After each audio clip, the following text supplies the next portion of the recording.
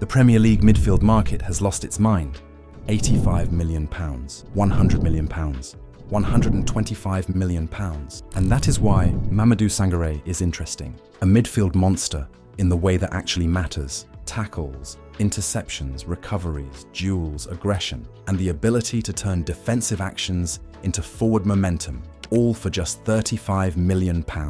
This is why the Éderson signing is starting to look scarier by the minute. And now, Mamadou Sangare could give United the bite they have been missing in the middle of the pitch for years. But stay with me, because this deal has 7 questions United have to get right.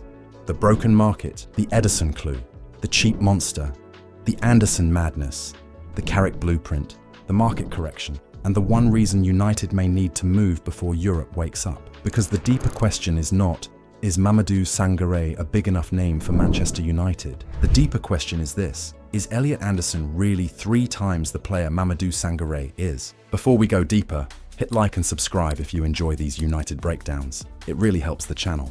Part 1.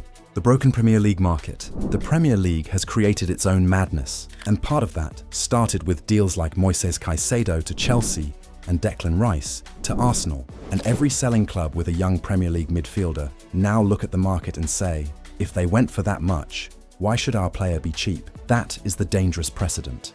It is the English tax, the Premier League proven tax, and when United come calling, the we know you have money tax. Now Nottingham Forest are demanding over £120 million for Elliot Anderson. But the worst part is that some clubs like Manchester City have convinced themselves it is still safer to buy Premier League proven players. Some argue you are removing risk, but are you really? Because signing from the Premier League does not guarantee success. It does not guarantee the player can handle a bigger club, a different role, and a completely different level of expectation. It only guarantees one thing: the selling club can charge you more because they can. That is why this market is broken. So buying players like Mamadou Sangare becomes interesting because he represents the opposite. When United stepped away from the Elliot Anderson race, that was actually smart recruitment, because sometimes being smart is having the courage to leave the broken market before it breaks your budget. Part 2. The Éderson clue. The longer this market goes on, the smarter this deal starts to look. Because United moved early. They did not wait for the Premier League auction to explode. They did not sit around until every midfielder with a bit of hype became impossible. They got a physical, proven, high-intensity midfielder before the madness fully kicked in. And that was the clue. Because Éderson was never meant to be the whole answer. He was the first piece, the midfielder who can jump, squeeze, chase, recover, and make United harder to play through. But if Éderson is the engine, he still needs the right player behind him, because you do not want every midfielder doing the same job. And that is where Mamadou Sangare makes perfect sense. He is not just another body in midfield. He gives United a different type of problem for opponents. More ball winning, more bite, more recovery power, more security when the game opens up.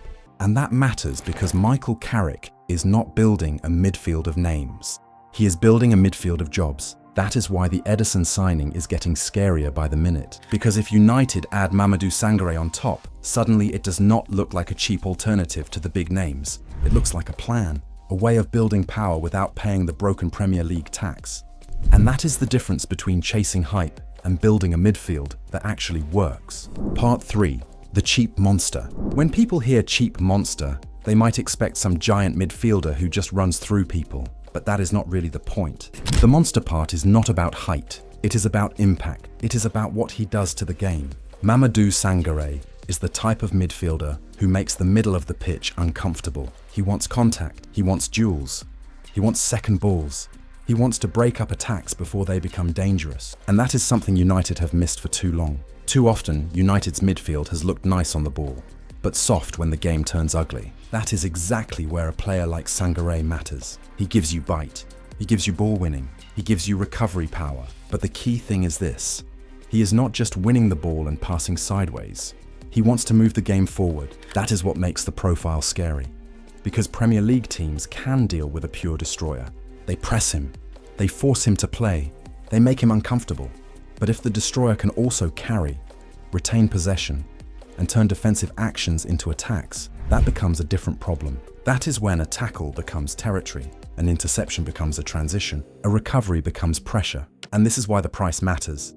Around £35 million in this market is not normal. Not for a midfielder with this kind of defensive volume and forward momentum. That is not expensive. That is the market leaving a door open. And United have to decide whether they are brave enough to walk through it. Because if Sangare comes to England, handles the speed, and proves this profile in the Premier League, he will not be the cheap monster anymore. He will be the player everyone pretends they knew about all along. Part 4. The Anderson comparison. This is where the comparison gets interesting, because Sangare is not being talked about as some random cheap option. He is being looked at as a more defensive version of Elliot Anderson. Both players are 23, same modern midfield profile, but very different price. Elliot Anderson is the Premier League name, English, tried and trusted in England, comfortable receiving under pressure, strong carrying through midfield, good final third output, 4 goals, 4 assists, around 88% pass completion, 46 chances created, and over 3,000 league minutes. So yes, Elliot Anderson is serious, but Mamadou Sangare is not miles away from him.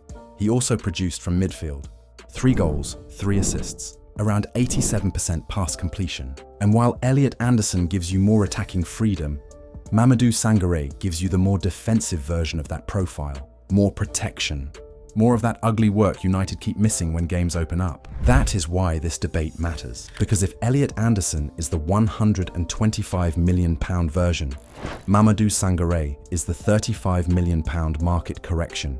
And if Michael Carrick already has Kobbie Mainoo, Matheus Fernandes and Éderson for control, carry and engine, maybe United do not need the £125 million version. Maybe they need the cheaper monster who balances the midfield. Part 5. The Carrick midfield blueprint. United have spent years throwing midfielders together and hoping the talent figures it out. One player wants to press. One player wants to carry. One player wants the ball to feet. One player cannot cover space. And before you know it, the midfield looks busy, but not connected. Michael Carrick seems to be trying to fix that. Éderson gives United the engine, the pressing, the legs, the vertical running, the player who can jump out, force mistakes, and bring intensity to the middle of the pitch. Kobbie Mainoo gives United the calm, the tight space control, the ability to receive under pressure and make football look simple when everyone else is rushing. Matheus Fernandes gives United the carry, that player who can take the ball from deep areas and actually move the team up the pitch.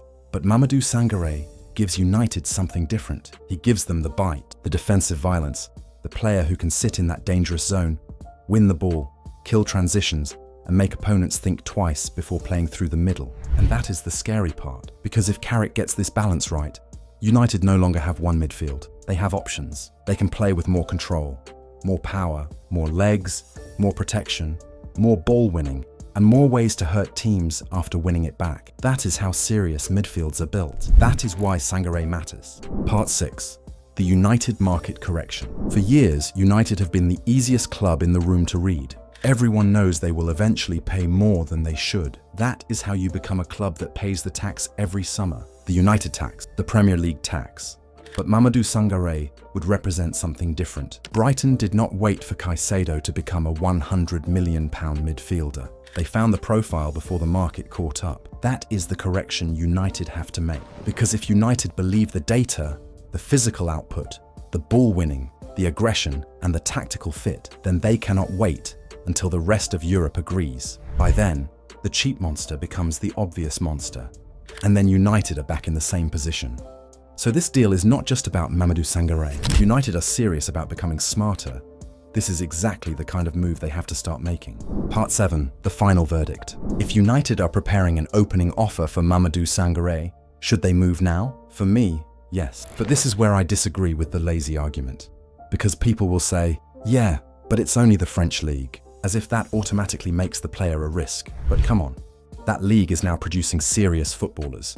William Saliba came through the French league and is now one of the best centre-backs in the Premier League. So the problem is not the league. The problem is whether your scouting is good enough. And this is where the real value is. Not after everyone agrees the player is safe. The value is before that. That is why Sangare matters. A player who fits what Carrick appears to be building. But RC Lens are not desperate. His contract runs until 2030. More than 10 clubs are watching. And if United hesitate, this deal changes very quickly.